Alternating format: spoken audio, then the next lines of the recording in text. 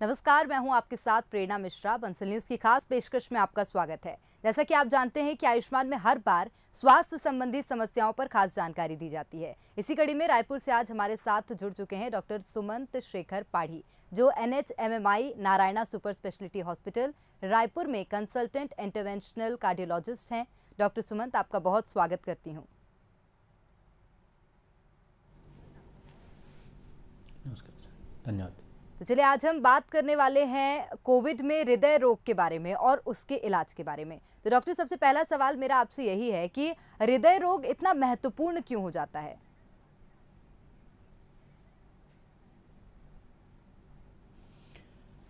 देखिए, ऐसा है कि हृदय रोग का जो प्रॉब्लम है उसमें डेथ होने का संभावना बहुत ज़्यादा रहता है।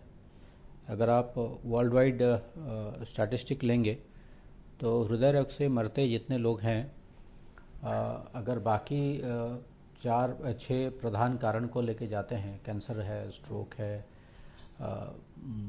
इन्फेक्शन है, ये सब अगर आप मिला के देखेंगे, उससे ज़्यादा सबसे ज़्यादा डेथ आपका हार्ट कार्डियोवास्कुलर डिजीज से होता है।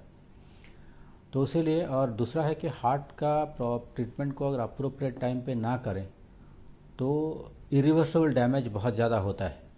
तो इसलिए हार्ट का जो बीमारी है उसको अप्रोप्रिएट टाइम पे अप्रोप्रिएट लेवल पे ट्रीटमेंट नहीं करने से मोर्टालिटी एंड मॉर्बिडिटी ज़्यादा रहता है। इसीलिए हम उसको इतना तजब्बो देते हैं। बिल्कुल। सर, जिस तरह से बता रहे हैं कि तजर्बा और तवज्जो जो है वो हृदय रोग को ज़्यादा दिया जाता है। सर, हमारे देश में जो हृदय रोग है वो अन्य देशों से किस प्रकार अलग है? क्या कोई डिस्टिंक्ट कर सकते हैं हम, अलग डिफरेंस निकाल सकते हैं उसमें? हाँ, ये एक बड़ा बहुत गलतफहमी है कि वेस्टर्न वर्ल्ड में हार्ट अटैक या हार्ट का प्रॉब्लम ज़्यादा होता है करके।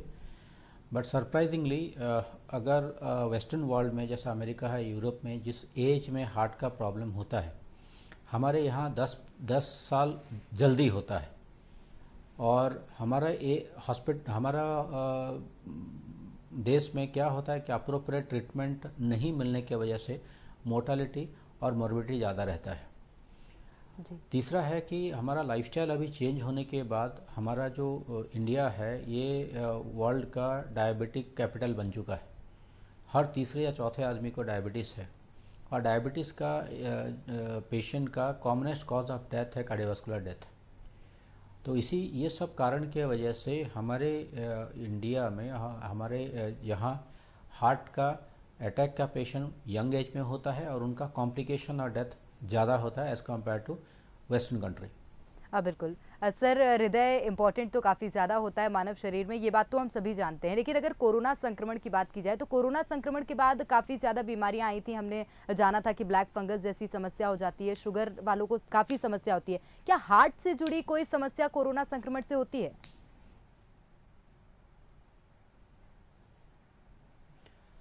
हाँ, देखिए, कोरोना संक्रमण के दौरान 3 प्रॉब्लम होता है। एक जो मेन चीज़ होता है कि वो लंग्स को अफेक्ट करता है। दूसरा है कि वो ब्लड को मोटा कर देता है। तो ब्लड मोटा होने की वजह से हार्ट का खून का नली में थक्का जम के अटैक वगैरह होने का संभावना बढ़ जाता है। और तीसरा है कि चूँकि कोरोना आपका हो सकता है कि आपको बहुत ज़्यादा सीवियर ना हो, लेकिन वो इतना मेंटल स्ट्रेस लोग लेते हैं कोरोना के वजह से, वो भी आपको हार्ट का प्रॉब्लम को प्रेसिपिटेट करने में हेल्प करता है। तो ये 3 कारण के वजह से कोरोना बहुत एक इम्पॉर्टेंट फैक्टर बन जाता है हार्ट का प्रॉब्लम क्रिएट करने के लिए। बिल्कुल। सर, तो क्या ये माना जाए कि अगर कोविड हुआ है किसी को और वो ठीक हो चुके हैं तो उस मरीज को हार्ट अटैक का खतरा बढ़ जाता है?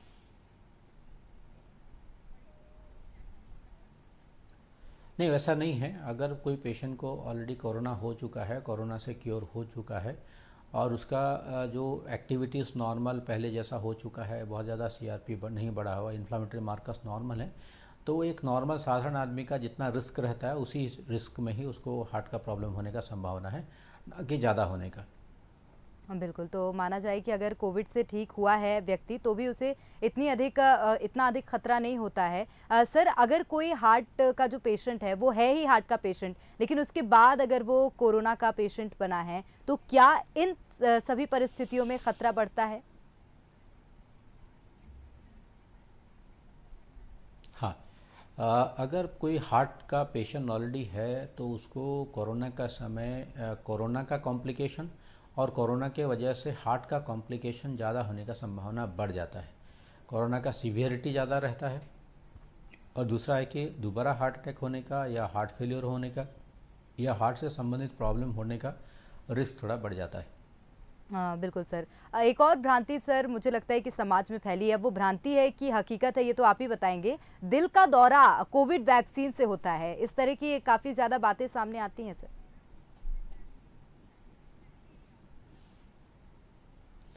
नहीं, इसका कोई देखिए प्रूवन एविडेंस नहीं है अभी तक कि कोरोना के बाद बहुत सारे लोग आते हैं। इट्स नॉट खाली हार्ट अटैक का भ्रांति नहीं है, बहुत सारा भ्रांतियां हैं।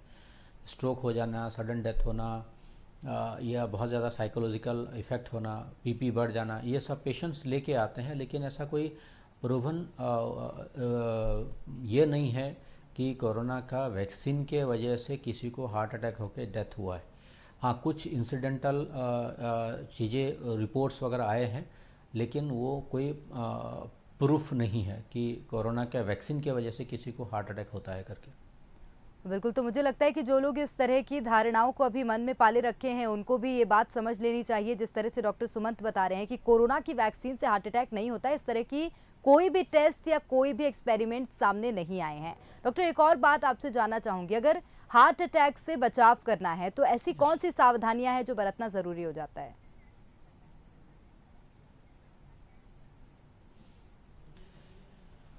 देखिए, ऐसा है कि कॉमन आइडियाज़ है लोगों का कि आप एक्स दवाई खा लिए हार्ट अटैक नहीं होगा, वाई दवाई खा लीजिए हार्ट अटैक नहीं होगा।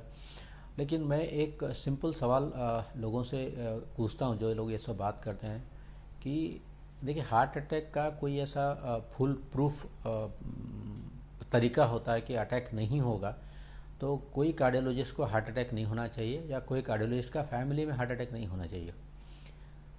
बेसिकली हार्ट अटैक एक जो and product of a bad lifestyle है ना, और कुछ it is a multifactorial cause. BP control में नहीं है, शुगर कंट्रोल में नहीं है, स्मोकिंग करते हैं, कोलेस्ट्रॉल बढ़ा हुआ है, फैमिली हिस्ट्री स्ट्रांग है, मोटापा है, अननेसेसरी स्ट्रेस लेते हैं उम्र के साथ, ये सब 9 कारण के वजह से किसी को हार्ट का अटैक या हार्ट का प्रॉब्लम होता है।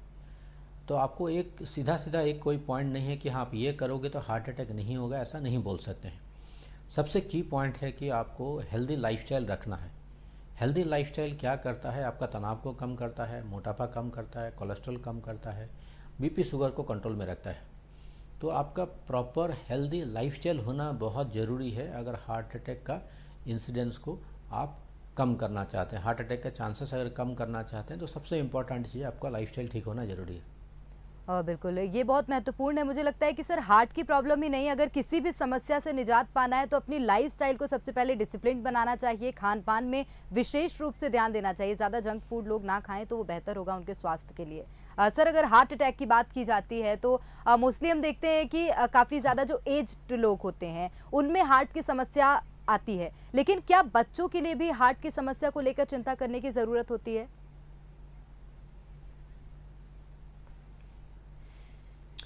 हाँ, देखिए 2 बात है। एक तो है कि एक बच्चों में कंजेनिटल हार्ट डिजीज़ होता है जिसको जन्मजात रोग बोलते हैं। माने जब बच्चा पैदा होता है तो पैदा होने से पहले जब माँ का पेट में रहता है उस टाइम में जो हार्ट का जो स्ट्रक्चर है उसमें कुछ गड़बड़ी आते हैं।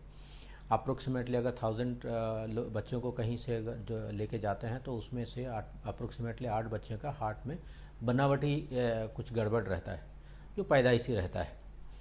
दूसरा है कि एक एक्वायर्ड हार्ट डिजीज़ है। एक्वायर्ड हार्ट डिजीज़ मतलब बच्चे का हार्ट नॉर्मल रहता है और बाद में ग्रेजुअली किसी कारण की वजह से हार्ट में आता है। एक ज़माना था जिसमें हार्ट का जो एक्वायर्ड कॉज था, सबसे ज़्यादा रिमाटिक हार्ट डिजीज़ होता था। इंडिया में बहुत ज़्यादा रिमाटिक हार्ट डिजीज़ पाए जाते थे, बट फॉर्चुनेटली उसका इंसिडेंस आज के दिन में कम होने लगा है। तीसरा एक जो हम सोचते हैं कि हार्ट का जो इशू समझते हैं, हार्ट अटैक, जो हमारा कॉमन आइडिया दिमाग में घुसता है कि मतलब हार्ट अटैक है, हार्ट का प्रॉब्लम मतलब हार्ट अटैक है। हाँ, आज के दिन में हमारा जो लाइफस्टाइल चेंज हुआ है उसके वजह से हार्ट अटैक काफ़ी यंग एज में हो रहा है, 30-40 साल की उम्र में हो रहा है, 25 साल की उम्र में हुआ है। इवन हम कुछ बच्चे को देखें, जो बच्चों को जो 17-18 साल में हार्ट अटैक हुआ है। हाँ, ये मैनिफेस्टेशन होता 30-40 उम्र में, लेकिन उसका जो फाउंडेशन है, उसका जो बीमारी का जो शुरुआती होता है एडोलेसेंट एज ग्रुप में 13-14 साल में पड़ना शुरू हो जाता है। तो उसी टाइम से अगर ख्याल रखेंगे तो फ्यूचर में ये आपको हार्ट अटैक टाइप का प्रॉब्लम नहीं देगा। बिल्कुल। सर, ये एक और सवाल है, बच्चों को देखा जाता है कभी कभी जन्म से हार्ट में छेद होना, दिल में छेद होने की समस्या काफ़ी ज़्यादा होती है, उसके बारे में थोड़ा सा जानकारी चाहूँगी आपसे।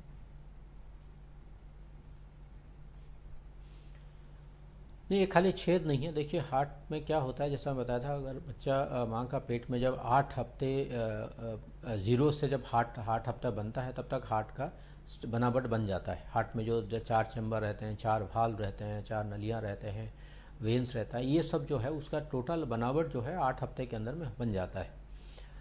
बिकॉज ऑफ सम रीजन, वो कारण किसी को नहीं बताया ऐसा, बहुत सारा फैक्टर रहता है, जेनेटिक होता है, कुछ मेडिकेशंस होता है, कुछ अननोन कॉज की वजह से वो बनावट में प्रॉब्लम होता है। जैसा कभी कभी 2 चैम्बर के बीच में जो दीवार होता है उसको नहीं बन पाता है तो छेद हम उसमें होता है। दूसरा है कि कुछ वाल्व पैदाइशी नहीं बनता है, या दोनों वाल्व जुड़ जाते हैं, या एक वाल्व जो है वो खुलता नहीं है, जैसे में स्टेनोटिक डिजीज़ होता है। कभी कभी जो वाल्व जहाँ से जो पाइप्स वगैरह जहाँ से निकलना चाहिए वो दूसरा जगह से निकलता है, जो ट्रांसपोजिशन ऑफ ग्रेट आर्टरीज है, या TAPVC बोलते हैं कि जो वेन्स, धमनियाँ जो जिस जगह पे ब्लड ड्रेन करना चाहिए दूसरा जगह पे ड्रेन करते हैं। तो इस टाइप के बहुत सारे जन्मजात हार्ट का बीमारी रहता है, हृदय रोग रहता है, जो बहुत अनकॉमन नहीं है। सरप्राइजिंगली मैं जैसा बताया था 10,000 आदमी में अप्रोक्सीमेटली 8 से 10 बच्चे में ये बीमारी पाया जाता है। क्योंकि हमारा इंडिया में या थर्ड वर्ल्ड कंट्री में स्क्रीनिंग टेस्ट बहुत ज़्यादा नहीं होता है, तो इसमें बहुत ज़्यादा मिस हो जाता है। तो हार्ट का जो बीमारी है बच्चों में भी बहुत कॉमन है। हाँ, हमको रिकॉग्निशन करने में टाइम लगता है। इवन मैं ऐसा ही बोल सकता हूँ कि अगर 30% जो आज बच्चे हैं जो हार्ट का बीमारी रहता है, वो 1 महीना के उम्र में ही उनका जान निकल जाता है, और वो उस टाइम तक डायग्नोसिस भी नहीं होता है। तो बच्चों में भी हार्ट का बीमारी ज़्यादा रहता है और जानलेवा होता है। बिल्कुल, तो बच्चों में भी हार्ट का जो खतरा है वो ज़्यादा होता है, जानलेवा होता है। सर, एक और सवाल है मेरा, क्या हार्ट अटैक, हार्ट फेलियर और कार्डियक अरेस्ट जिसे कहते हैं, आजकल काफ़ी ज़्यादा सुनने में आ रहा है कार्डियक अरेस्ट, तो क्या ये तीनों एक होते हैं या कुछ अंतर होता है?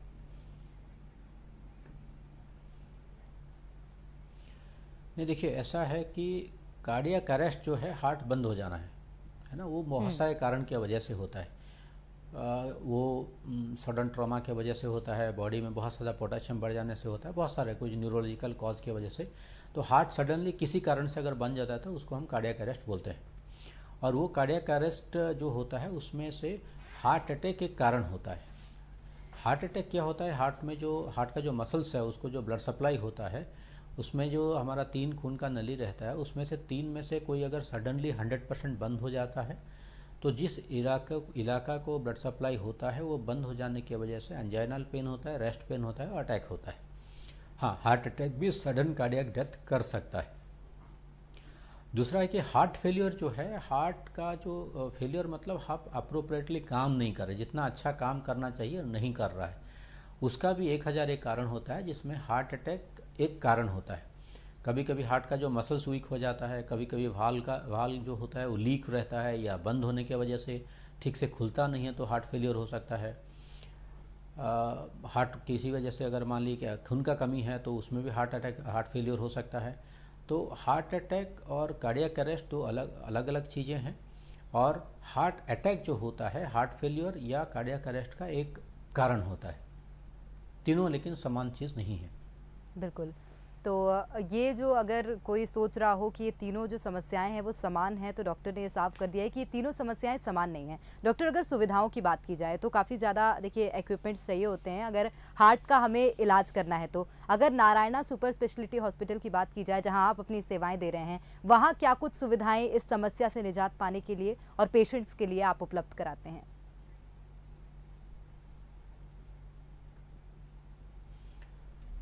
देखिए, मैं सर उसको एक एग्जांपल दे सकता हूँ कि अगर हम लोग जब बच्चे थे तो अगर रायपुर का शहर में देखेंगे या कोई भी जगह पे देखेंगे तो आपको कोई फिएट या मर्सिडीज़ गाड़ी देखने में मिलता था।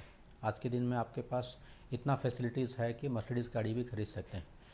उस हिसाब से हार्ट का जो ट्रीटमेंट है या उसका जो इक्विपमेंट्स है आज के दिन में हर सेकंड थर्ड टायर सिटी में भी अवेलेबल है। जैसा हमारा हॉस्पिटल में हमारा हॉस्पिटल में वो पैदाइशी बच्चा हो, वो 100 साल का आदमी हो या किसी भी उम्र का आदमी को लेके देखिए और किसी भी टाइप का बीमारी का हार्ट का लेके देखिए, हर टाइप का इलाज हमारा हॉस्पिटल में अवेलेबल है। एक्सपर्टीज़ के हिसाब से, इक्विपमेंट्स के हिसाब से और सपोर्ट स्टाफ के हिसाब से एवरीथिंग इज़ अवेलेबल। जी सर, एक और सवाल है मेरा, अगर बात की जाती अगर है हम ऐसे ही बोल सकते हैं सर आप अपनी बात कंटिन्यू कीजिए। हाँ, नहीं देखिए, आज के दिन में जैसा हम लोग कुछ काम करते हैं जो कि जैसा एक मल्टीपल पारावाल्वर लीक डिवाइस किए हैं हम। 16 किलो का बच्चा है, वो वर्ल्ड में यंगेस्ट बच्चा है जिसमें मल्टीपल पारावाल्वर लीक को डिवाइस से क्लोज किया गया है। तो ये एक एग्जाम्पल देने का मतलब है कि आज के दिन में रायपुर जैसा शहर में भी हम ऐसा काम करते हैं जो कहीं दूसरे जगह पे नहीं होता है या पहले सोचा भी नहीं जा सकता था कि ऐसा काम यहाँ हो सकता है करके। हाँ बिल्कुल। सर, अगर किसी को दिल का दौरा पड़ा हो या पड़ गया हो तो क्या कुछ हम सावधानियां बरत सकते हैं या कितने समय तक हमें मुख्य रूप से हॉस्पिटल पहुंचना चाहिए?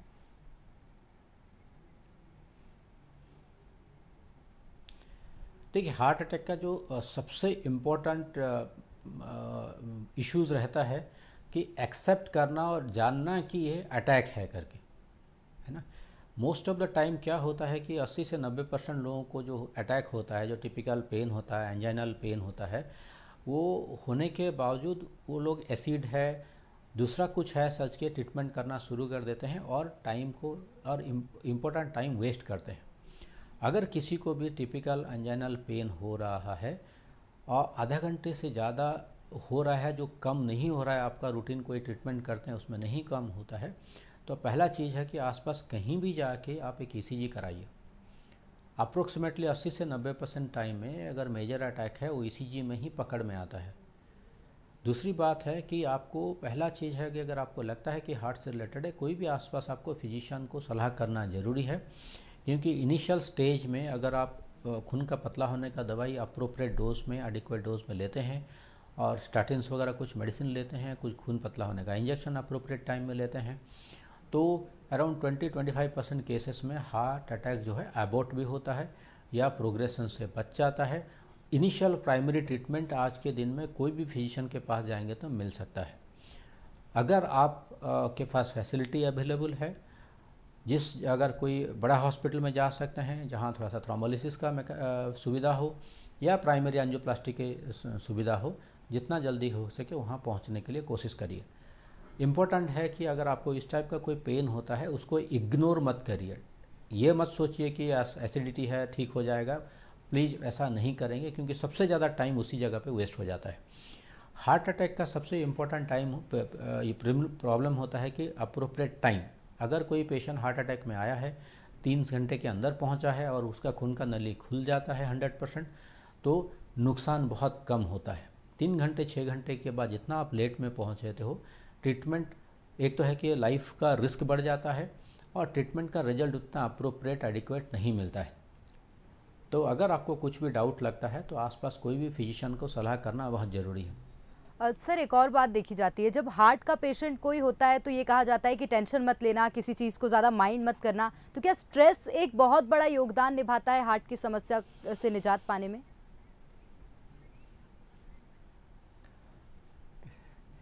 नहीं, देखिए ऐसा है कि वो किसी के लिए भी है, टेंशन बहुत ज़्यादा नहीं लेना, अननेसेसरी टेंशन नहीं लेना है। हाँ, स्ट्रेस एक प्रेसिपिटेटिंग फैक्टर है हार्ट अटैक को करने के लिए। मेंटल हो, साइकोलॉजिकल हो, फिजिकल स्ट्रेस बहुत ज़्यादा हार्ट अटैक को प्रेसिपिटेट करता है। बिल्कुल। एक आखिरी सवाल लेना चाहूँगी सर, क्या कुछ आप संदेश आम लोगों को देना चाहेंगे, और जो हार्ट की समस्या से अभी भी ग्रसित हैं उनको किस तरह का दिनचर्या अपनाना चाहिए? सर प्रकाश डालिए इस बात पर।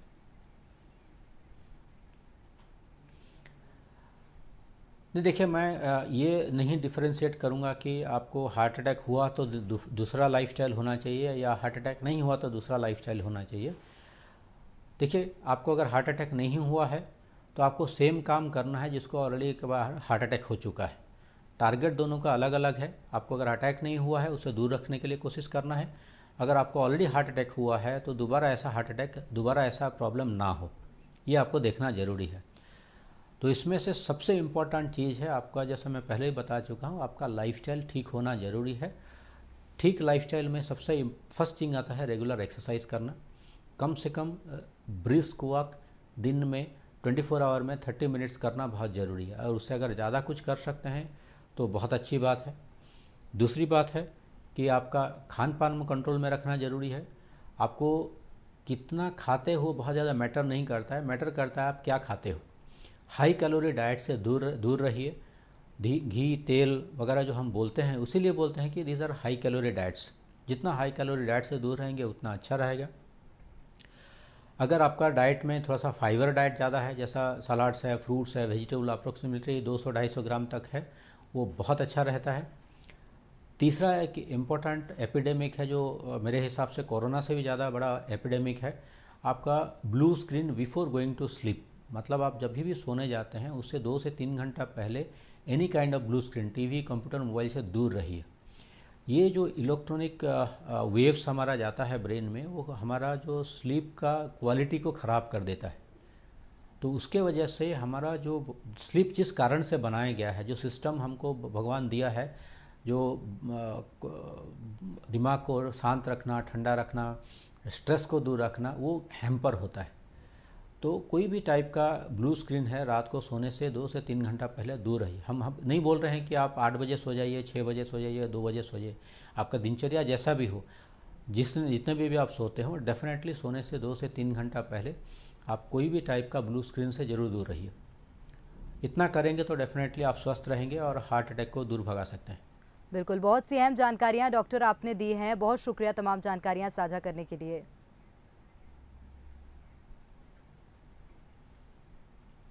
धन्यवाद।